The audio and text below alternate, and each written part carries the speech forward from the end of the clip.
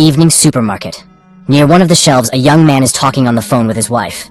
The woman is irritated, and the guy is trying to justify himself. He didn't intentionally almost buy the wrong product, and his purchase of a PlayStation has nothing to do with it, and they wouldn't have been able to relax in Alupka even with that money. He went there for work. At the checkout, there are 3 people in line. The first is a man who looks a bit homeless. The cashier announces the total, and the man is short of 10 rubles. He tries to persuade the cashier, but she remains firm. So, the man turns to those waiting in line.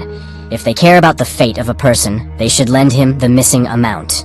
He asks them to think that they are all preparing for a terrible judgment. And what will they be able to tell when facing the Almighty? While the man delivers this speech, people react differently. One person leaves the line altogether. The man turns to a young guy. It seems like he's not destitute. So, what are 10 rubles to him? A woman standing behind him takes out a coin. The man thanks her and says that angels won't forget her, and perhaps this act will outweigh all her sins. Then he takes out 50 rubles from his pocket and gives it to the cashier. He returns the coin to woman, places a 10-ruble coin on the counter, and tells the young guy that he will need it. The man adds that he will have something to remember. In hell. The homeless man leaves, and the young guy makes the payment. The cashier asks for change, 10 rubles, and he hands her the homeless man's coin. The young guy exits to an empty parking lot. He continues his phone conversation, again justifying himself for some business trip and a woman whom his wife is jealous of. He sees the man who was sitting on the curb earlier. He approaches and gives him the coin because he doesn't need someone else's. The homeless man asks, is he afraid of burning in the fiery Gehenna? Perhaps he believes in the Lord? The guy confesses that he's not very religious, to which the homeless man inquires, so, after death he plans to become worm food? Is that the pinnacle of his life? The guy says he's a mathematician and believes in the exact sciences. He asks if there's any evidence of God's existence. The homeless man claims there is an undeniable fact. The guy starts making fun of him and suggests taking a break from doing nothing on the way back. The homeless man starts crying. The guy is confused about what upset him so much. He reassures the homeless man, telling him he's young and he has everything ahead of him. It's the right time to think about the future because it all depends on him. By the way, he mentioned earlier that he can provide evidence of God's existence. And the homeless man calmly says that he saw Jesus himself because he is the eternal Jew, the one who didn't let the Lord rest at his house when he was carrying his cross. He told Jesus that he would rest on the way back. Jesus agreed, but he would have to wait for him. The guy asks again, and this happened 2,000 years ago. The homeless man understands that it does indeed sound strange. He was amazed at first too, but then he got used to it. So, for him, the existence of Jesus Christ is a fact. However, he can't prove it in any way. He didn't keep a piece of clothing that Jesus wore, and how could he prove that it wasn't a piece of his own underwear? He doesn't have the cup from which Christ drank, or the stone from under his cross.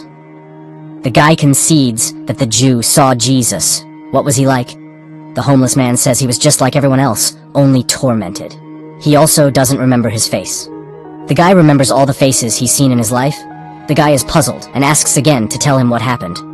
The Jew says that Jesus was being led past his house under guard. He stopped to rest, and the Jew forbade him to lean on his house.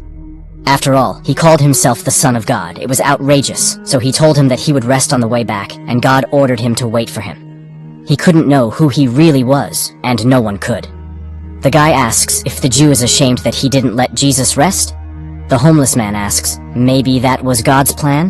The guy asks if he tried to make amends for it. Maybe become a clergyman, for example. The conversation partner admits that he tried that many times, but no one descended from the heavens, and no indulgence was granted.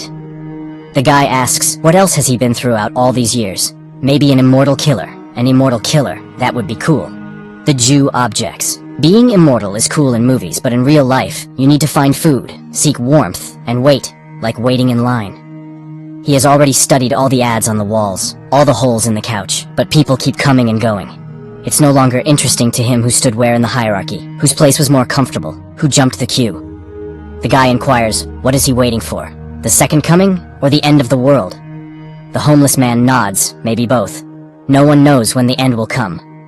The guy is puzzled again, but an ordinary person is afraid of death. So is the homeless man. He's eternal, but if you cut off one of his fingers, he won't keep living with 4 fingers.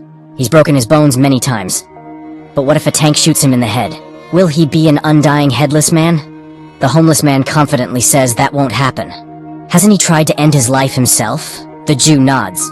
Of course, he even tried to hang himself in the very beginning. He hung from a tree for 2 weeks with excruciating pain in his throat until the branch broke. Later, in 1945, he was captured by the fascists and got scared. He tried to shoot himself. The gun jammed. It was exploded, shredding his whole arm with shrapnel. But everything healed. He came to Russia from Poland 40 years ago. The guy is curious again. Maybe he's just schizophrenic, and doesn't it bother him at all? How did he decide that all these events were real? The homeless man shows his arm. He made notches. 920, 1464, 1812. Decades pass. And he sits and thinks, maybe he scratched them yesterday, put the dates, as if 200 years had passed. And he asks for help to figure it out, like stabbing him with a knife, for example. But the guy refuses. He doesn't want to explain to the police that he saw Jesus and shouldn't have died. The homeless man shrugs, saying, that's how it works. They walk across the parking lot. The guy asks him to tell something from history. For instance, what was happening in the 1st century? The homeless man responds, well, in general, it was the same. Shepherds herded sheep and fishermen fished. The guy insists, but in the world? The significant appearance of Jesus, church reforms, any mysteries and intrigues? The homeless man, in puzzlement, asks, where does he know all this from? He also learned it from books. Now, the guy remembers where he was in August 2000. Throughout the ages, he just lived. He was in different countries. It's just that the body requires a warm place and a piece of bread.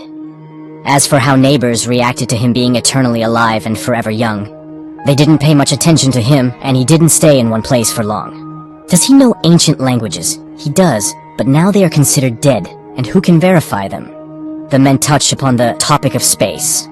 The homeless man has seen many strange things, but he hasn't encountered extraterrestrials. The most pressing question, can it really be that in all this diversity of worlds, there are no other forms of life? The guy comments that it's all too profound for a homeless, possibly heavy-drinking man. The homeless man leaves, and the guy locks his car and follows him. He asks, why did Jesus punish him? Shouldn't he be all-forgiving? The Jew says that it wasn't Jesus who punished him at all. He cursed himself with his own words, and the Lord simply fulfilled his own wish. The biggest curse is not that he's been waiting for 1,000 years, but that he, like a dull shepherd, remained the same. A person who creates, lives a spiritually enriched life. The guy doesn't believe it. It just can't be. After all, he's been living for so long. He knows much more than others. Surely he met great people like Michelangelo or Nietzsche. To this, the homeless man retorts, how can you understand what they'll say about this specific person after death, that he was a genius? The guy asks how people lived, what they thought, and what they believed in 1,000 years ago. The homeless man responds, they believed the earth was flat, that God sat in the sky above the clouds and watched every step. But if he is simply looking through our own eyes, then he is just an observer, and he can't judge us for our actions, right? It means he is concerned about our actions only as much as they concern us. And if God is in everyone, then so is the devil. The guy teases him. Those are some profound words for a weird man. The homeless man smiles. In a certain sense, a person always has a choice. And fate exists. The fate of a person is determined by their choice. But at any moment, they can stop choosing that fate and start choosing another. So why, even in the modern world, are people willing to kill those who don't share their faith? You just need to make an effort to keep your opinion about someone else's religion to yourself. A person finds something sacred for themselves, and it gives their life meaning, but then they start comparing their primary gender characteristics. They try to prove that their meaning is more significant and more important than another person's. Of course, it leads to conflict. His wife calls again. The guy apologizes and says he hasn't finished yet. He met an interesting person and got engrossed in conversation. She says she'll come over now. He goes back to the homeless man and sits down next to him. The guy asks, why is he homeless if he's so intelligent? And why doesn't he want to change anything? The homeless man says he's living like he's preparing for a big exam, postponing the transformation of his life for later. The conversation partner says he's living somewhat similarly, but he doesn't want to think about death. He's still very young after all. The Jew reassures him, you won't even notice how it passes. No matter what a person does, middle age arrives, and then old age. And deep down, every old man feels like a little boy. The guy says he doesn't want to think about old age and death. Probably that's why people invented religion, to make it seem like there's something after death. Then he smiles and says that he's been clearly fooled. His conversation partner hasn't lived for 2,000 years. He doesn't seem crazy, but maybe he has a special organism? Cells divide more frequently, the body constantly regenerates, unique genetics perhaps. Probably, they can make medicine from his blood. It can't be that he hasn't done anything remarkable throughout his life. He was in Poland during World War II. Did he hide Jews? The Jew laughs. He is a Jew himself. It was a Polish family that hid him, and then they were discovered and taken as prisoners. That's when he tried to shoot himself. The guy laments, well, yes, times were tough. The homeless man disagrees. Times are always the same.